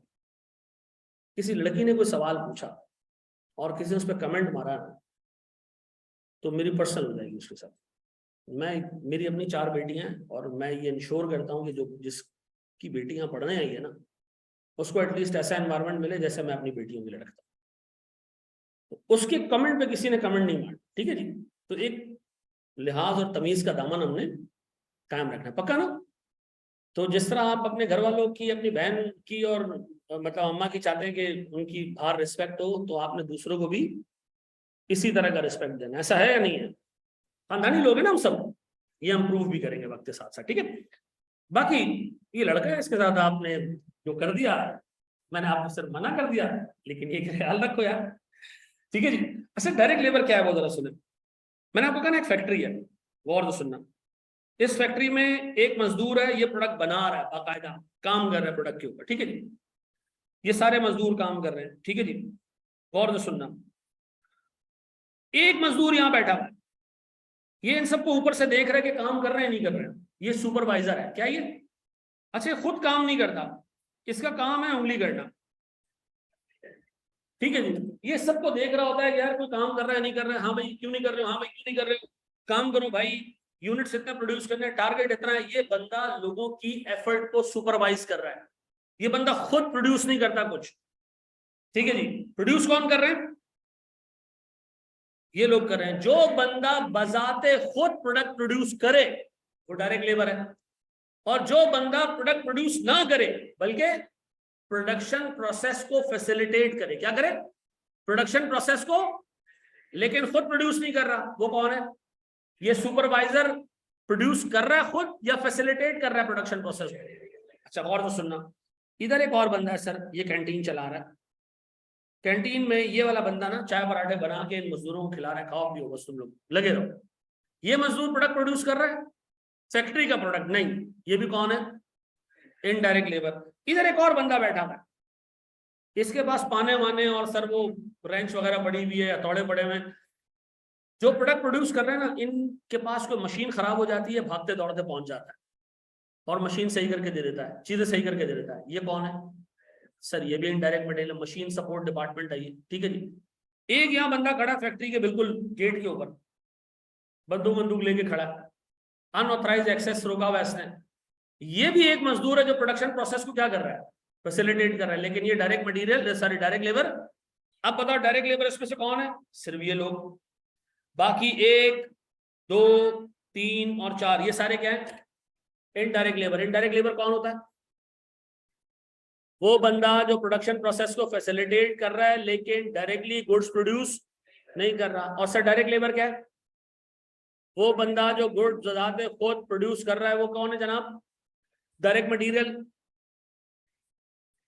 डायरेक्ट मटेरियल जो प्रोडक्ट में ट्रेसेबल है। इनडायरेक्ट मटेरियल जो प्रोडक्ट बनाने पे इस्तेमाल हुआ लेकिन प्रोडक्ट में ट्रेसेबल नहीं है। डायरेक्ट लेबर जो बजाते खुद प्रोड्यूस कर रहा है गुड्स। इनडायरेक्ट लेबर सर जो गुड्स प्रोड्यूस करने के प्रोसेस को फैसिलिटेट तो कर रहा है लेकिन बजाते खुद गुड्स प्रोड्यूस। अब मुझे बताएं सर, मेरे पास इनडायरेक्ट मटेरियल, इनडायरेक्ट लेबर दोनों क्या है? ओवरहेड्स है। ऐसा और तो सुनना मेरे बच्चों। अब बताओ कोई आपसे पूछे डायरेक्ट कॉस्ट, सर जो प्रोडक्ट से डायरेक्टली रिलेटेड है, वो मटेरियल जो प्रोडक्ट में ट्रेसेबल है, डायरेक्ट मटेरियल। वो बंदा जो गुड्स खुद प्रोड्यूस कर रहा है, direct labour. Indirect material, indirect labour दोनों को हम क्या कहते हैं? ओवरहेड्स कहते हैं। अब मुझे एक बात बताओ सर, क्या फैक्ट्री के अंदर यही 4 खर्चे इनकर होते हैं? नहीं सर, फैक्ट्री के अंदर तो फ्यूल का खर्चा भी होता है, फैक्ट्री के अंदर तो सर इलेक्ट्रिसिटी का खर्चा भी होता है, फैक्ट्री के अंदर तो मशीन्स की डेप्रिसिएशन भी होती है, फैक्ट्री के अंदर तो इंश्योरेंस का खर्चा भी होता है, जो स्टॉक की इंश्योरेंस करते हैं, मशीनों की इंश्योरेंस करते हैं, फैक्ट्री का तो रेंट भी होता है। इन सारे खर्चों को हम अदर ओवरहेड्स कहते हैं। क्या कहते हैं? अब इसका मतलब है टोटल 5 खर्चे ही फैक्ट्री में इनकर होते हैं। Direct material, indirect material, direct labour, indirect labour, और इनके अलावा जो खर्चा फैक्ट्री के अंदर इनकर हो रहा है उसको हमने क्या नाम दे दिया? Other overheads. अब पता मैन्युफैक्चरिंग कॉस्ट किसको कहते हैं? जो खर्चा फैक्ट्री के अंदर हो रहा है वो मैन्युफैक्चरिंग कॉस्ट है। मैन्युफैक्चरिंग कॉस्ट कितने टाइप की है? 2 टाइप की। एक जो प्रोडक्ट पे डायरेक्टली इनकर हो रही है यानी डायरेक्ट मटेरियल और डायरेक्ट लेबर, और एक जो प्रोडक्शन प्रोसेस को फैसिलिटेट करने के लिए खर्चा हो रहा है उसको हम ओवरहेड्स कहते हैं। उसमें क्या क्या आएगा? इनडायरेक्ट मटेरियल भी आ जाएगा, इनडायरेक्ट लेबर भी आ जाएगा, और वो सारे खर्चे जिसके नाम हमें याद है या नहीं है फैक्ट्री में इनकर हो रहे हैं वो अदर ओवरहेड्स में चला जाएगा। ऐसा ये बात भेजे में बैठती है सर? जी मेरे बच्चा, ये सर लिस्ट है पूरी। अगर कॉपी कर दो तो मैं आपको लिस्ट शेयर कर दूं।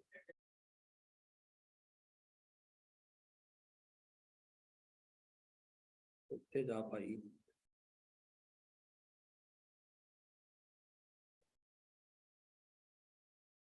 ये सर मैंने सारों की डेफिनेशन डाल दी है सर, ये अगर आपको नजर आ रहा हो, नहीं तो मैं इसको बड़ा कर देता हूँ। ठीक है जी,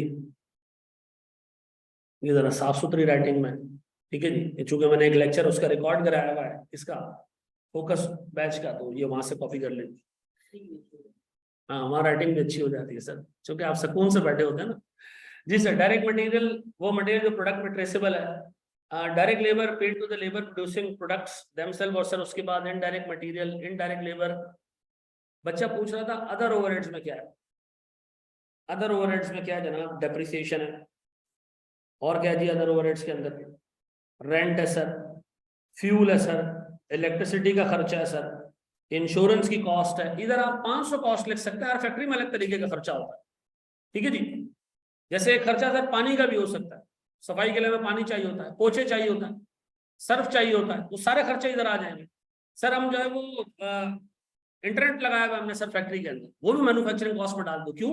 वो प्रोडक्शन प्रोसेस को फैसिलिटेट करने के लिए हम उसको यूज करते हैं, मसला नहीं। एक फैक्ट्री के अंदर जो खर्चा इनकर हो रहा है वो सारे को आप क्या करेंगे? यहाँ डाल देंगे, ठीक है जी। फिक्स कॉस्ट हो वेरिएबल हो इससे फर्क नहीं पड़ता, हमने भी पढ़ा ही नहीं है फिक्स कॉस्ट क्या होता है, ठीक है जी। हाँ जी, मैन्युफैक्चरिंग कॉस्ट का मतलब उर्दू जुबान में वो जो फैक्ट्री के अंदर इनकर होते हैं।